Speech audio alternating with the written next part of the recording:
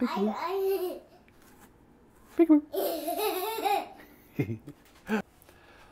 All right. You're going to, yeah, absolutely. All right. Hey, it's AP, and today we're making tombstones out of foam. Check it out. It's filthy.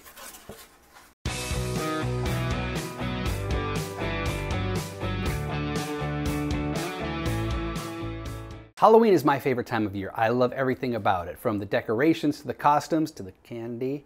One thing that's been missing from our Halloween decor are tombstones in the front yard. I mean, what Halloween house doesn't have tombstones in the front yard from beginning of September through the end of December? So I decided to solve that problem by making my own tombstones out of insulation foam. I've had this stuff laying around for a few years now. I did an insulation project in the basement a few years back, and this was just leftover stuff. And it's just been sitting in the shop, so I decided, why not put this to use? This is great stuff. You can pick it up at your hardware store. This is, I think, the 2-inch thickness, and which is a nice kind of solid thickness for my tombstone project here, which is great. So let's head on over to the bench and start carving these bad boys out. Now the first thing I need to do is get the shape of the tombstone. And I have various sizes of foam laying around, so I have some flexibility in the shapes I can use.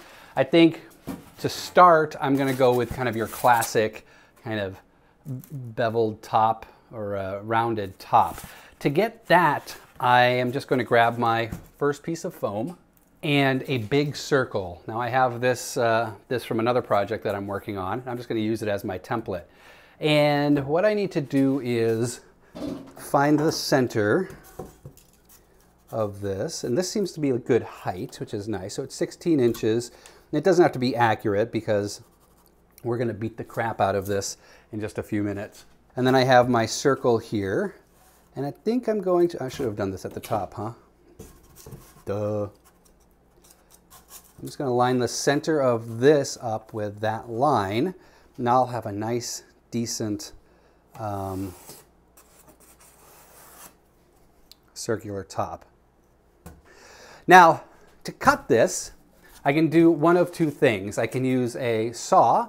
This is just I guess you call it a mini hacksaw, I think. Yeah. And that'll be very easy to cut. Or I can use a foam cutter, which is just a hot end, with a wire, and you use it to kind of trim the top.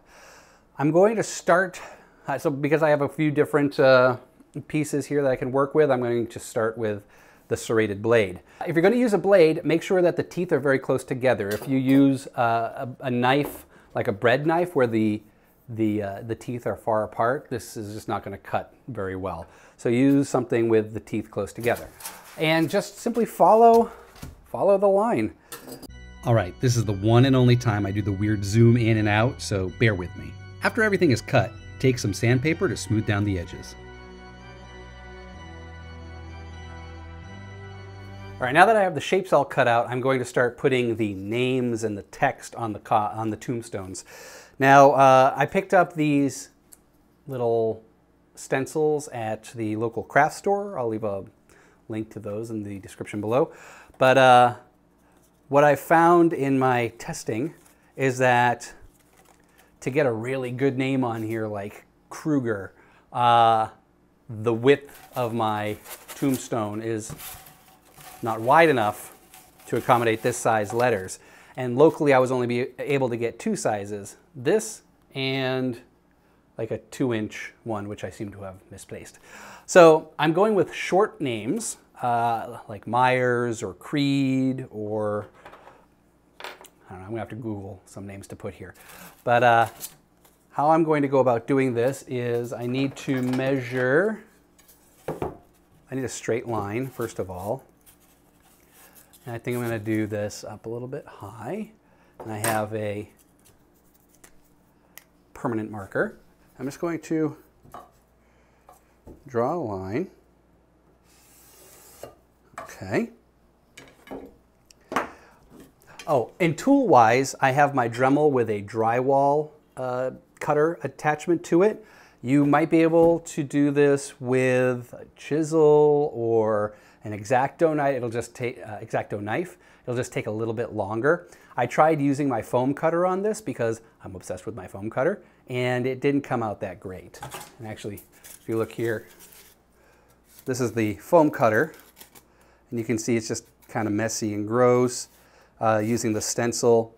Freehanding came out a little bit better, so maybe I'll use the freehand for the smaller letters. And then here we have the drywall cutter, and it's actually very nice and clean. The only problem with using the drywall cutter is that it melts the foam onto the bit, so you have to have either extra bits around or just be willing to clean up by melting the foam off of the bit, which can be lugubrious. And then also I have a face mask. You can use any face mask. I'm using a hardcore face mask because of the fumes from the melting foam. Now, we all can't afford awesome letter cutters to make spot-on templates, so if you're freehanding like me, it's good to have different color markers in case you get your spacing wrong. So now, let's cut this out.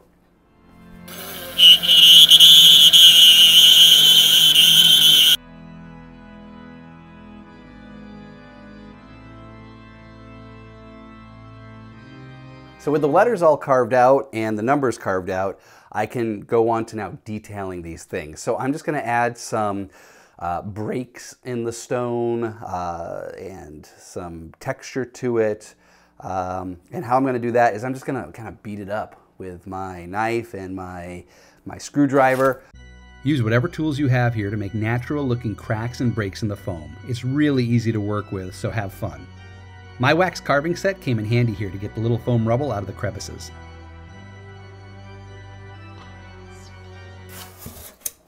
All right, so we got some nice cracking in here, chips. Yeah, I think that looks great. Oh, yes. That looks fantastic.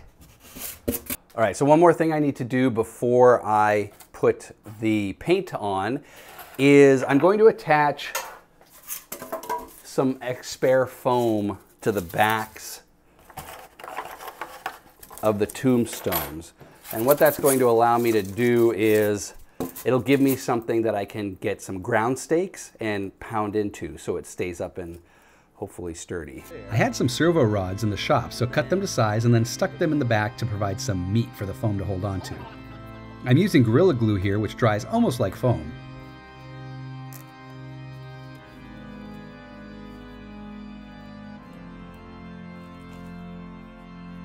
The glue is dry on the tombstones now, so I'm going to start painting them.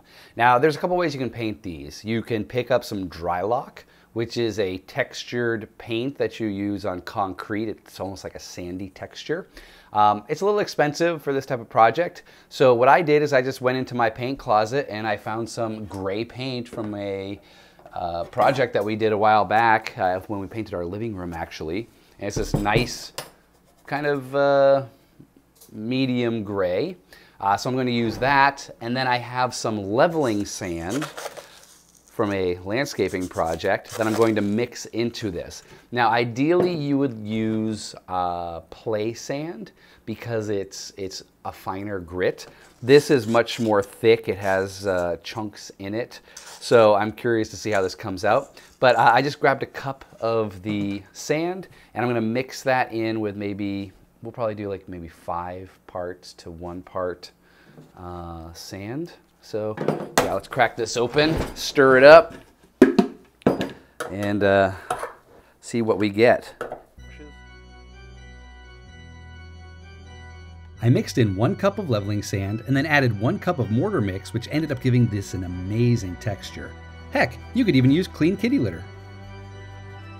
I'm just using chip brushes to plop the paint on, coming back after a few minutes with a dry brush to get any drips.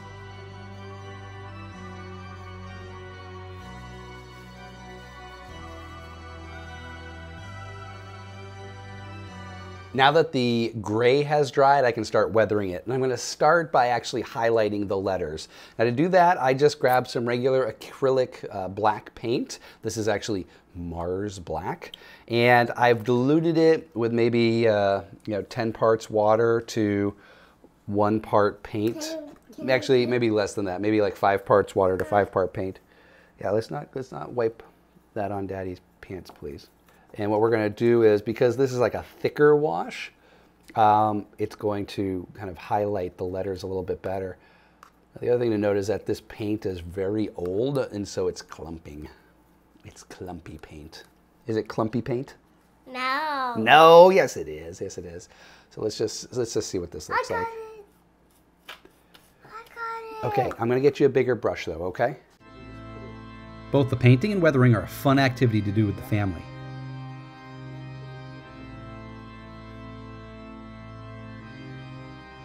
I'm just using black acrylic paint and lots of water, brushing on a heavy wash and then wiping down with a paper towel.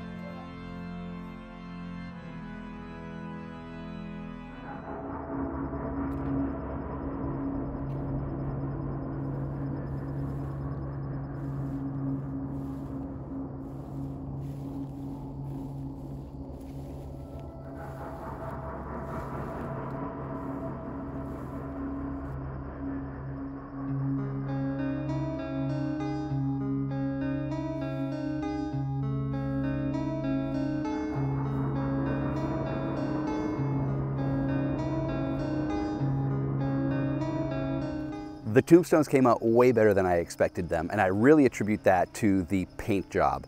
And using the textured paint instead of just a regular flat gray really adds to the kind of reality of these tombstones. And to make sure that they don't fly off, I just had some stakes lying around, I don't know from what, and I just popped them into the back, into the ground, and they're holding actually very firmly.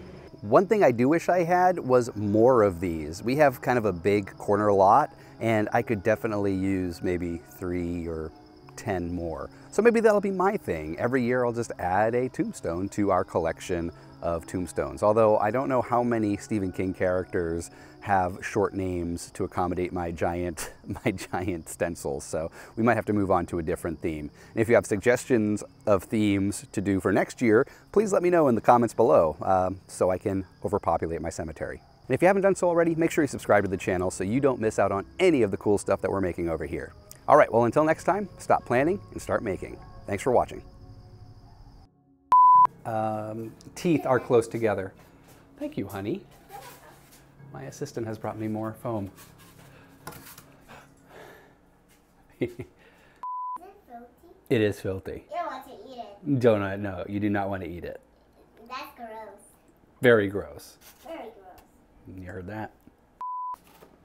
You're gonna do the crack. I can do the crack, sure. Don't do crack.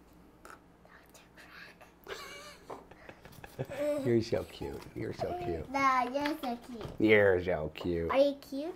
I'm adorable. Are you adorable? I'm adorable. Are you adorable? I sure am. Hey, it's AP, and today we're making tombstones out of styrofoam. Check it out. No more. No more? No more? That was it? Okay, I think that was the winner. That's it. Okay.